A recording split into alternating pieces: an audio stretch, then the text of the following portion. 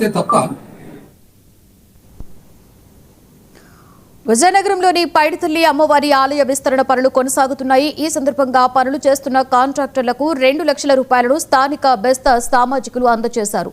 పోగు చేసిన విరాళాలను ఎమ్మెల్యే పూసపాటి అతిథి విజయలక్ష్మి గజపతిరాజు సమక్షంలో కాంట్రాక్టర్కు అందజేశారు. ఈ కార్యక్రమంలో కూటమి నాయకులు, ఆలయ కమిటీ సభ్యులు పాల్గొన్నారు. చాలా మంచి రోజు.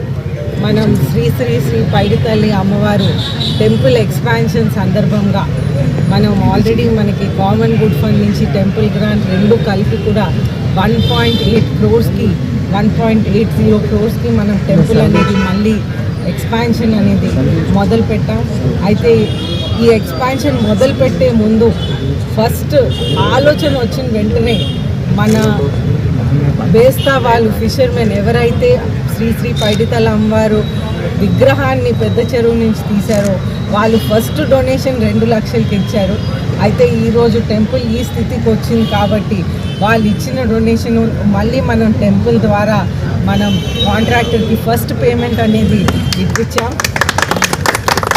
అయితే చాలా సంతోషం అనిపిస్తుంది. మనం ఎలాగైతే అనుకున్నామో శ్రీ పైడితల్లి అమ్మవారు ఆశీస్సులతో ఆ గుడి అనేది మనకి వచ్చే పండగ ముందు పూర్తి అయిపోతుంది. అయితే మనకు నిజంగా చాలా సంతోషం అనిపిస్తుంది. ఈ విధంగా శ్రీ పైడితల్లి అమ్మవారి ఆ గుడిని ఆ విధంగా అద్భుతంగా తయారు చేసి